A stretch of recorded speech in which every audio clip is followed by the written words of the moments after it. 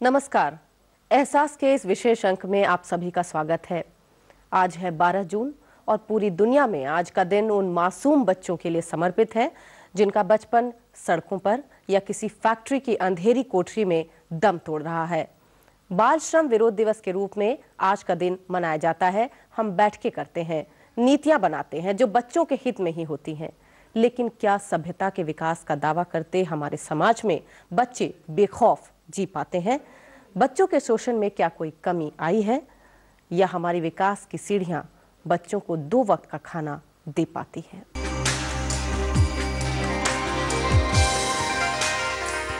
राजधानी दिल्ली का जोरबाग तिराहा, यहीं पर बच्चों का जमावड़ा भी रहता है।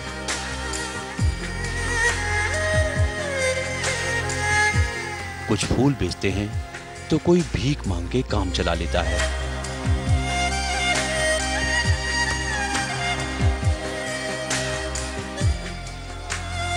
इन्हीं में से एक है विनय।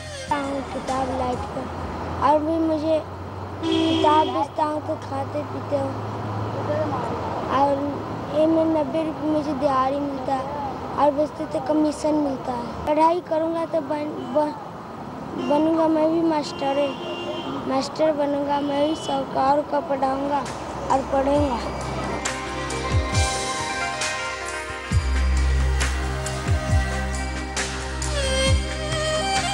एक एक रुपया जमा हो रहा है। यहाँ सपनों को पैसों की दरकार है। विनय के ख्वाबों में भी पंख लगेंगे। फिलहाल संघर्ष जारी है।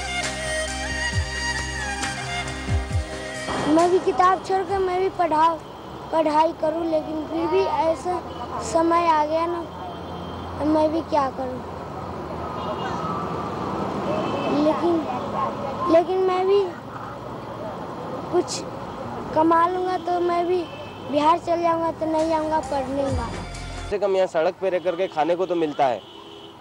गुलाब बेचना, अखबार बेचना और लोगों के साथ में रहना, कम से कम यहाँ पे ये लोग दिखाई देते हैं। इतना पक्का होता है कि हाँ ये जी रहे हैं, जिंदा तो हैं। बट गांव में कोई किसी को कुछ मालूम नहीं है और वहाँ पे बहुत हालत खराब है। भारत में सड़कों पर गुजर बसर करने वाले बच्चों की तादाद तकरीबन 11 करोड़ है और हर महानगर में इनकी संख्या 1 लाख से 2 लाख के बीच है।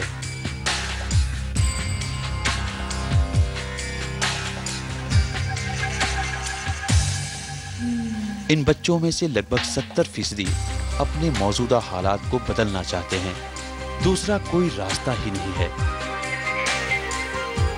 शायद इसी वजह से ये सड़कों पे ही होकर रह जाते हैं।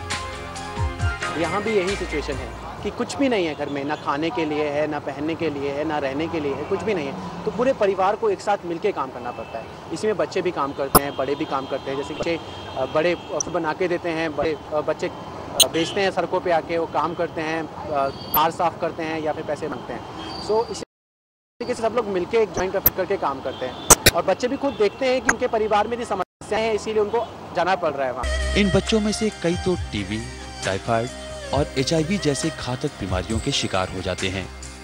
बच्चों की मासूमियत को जिंदा रखने के लिए हमारे देश में कानूनों की कोई कमी नहीं है। कानूनों की भरमार के बावजूद आज तक बच्चों तक न तो सभी सुविधाएं पहुंच पाती हैं और न ही देश के करोड़ों बच्चों का सड़कों पर आना बंद हो पा रहा है। कहीं खुशी है तो कहीं गम भी है। यहाँ कुछ ऐसे लोग भी हैं जो इन बेसहारों का सहारा भी बने हैं, जो इन्हें भविष्य में देखने की ताकत देते हैं। बचपन को जिंदा करने में कदम से कदम मिलाकर चलते हैं। नन्हे हाथों में औजार की जगह खिलौने देने का प्रयास कर रहे हैं। सोने के लिए छत देते हैं और कुछ सपने भी।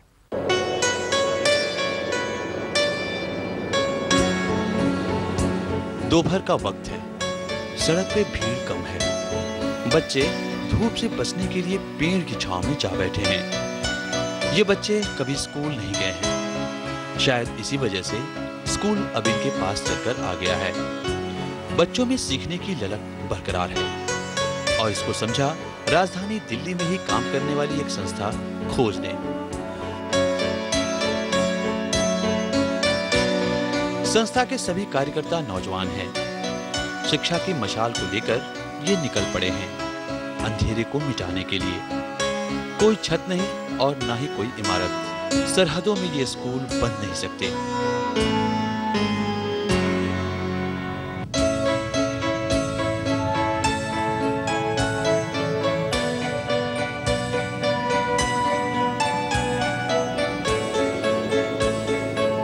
यहाँ शिक्षकों के हाथ में छड़ी नहीं है।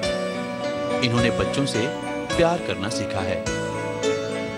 उनके दिलों में एक दोस्त बनकर जगह बनाने की कोशिश की है। हमदर्दों का ये कारवां निकल पड़ा है कुछ मुरझाए चेहरों पर मुस्कान बिखेरने के लिए। शिक्षा मिली, रोशनी भी दिखाई दी, अब छत की तलाश में भटक रहे हैं। बच्चे देश का भविष्य हैं।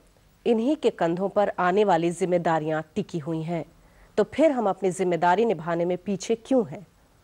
सड़कों पर पल पल मरते बच्चों से क्या हम ऐसे ही मुंह फेरते रहेंगे? अपने भविष्य को अगर बचाना है तो हमें इन बच्चों के बचपन को बचाना ही होगा। और इसी के साथ हम लेते हैं आपसे विदा। अगर आप हमें अपने सुझाव भेजना चाहते हैं तो हमें लिख भेजिए।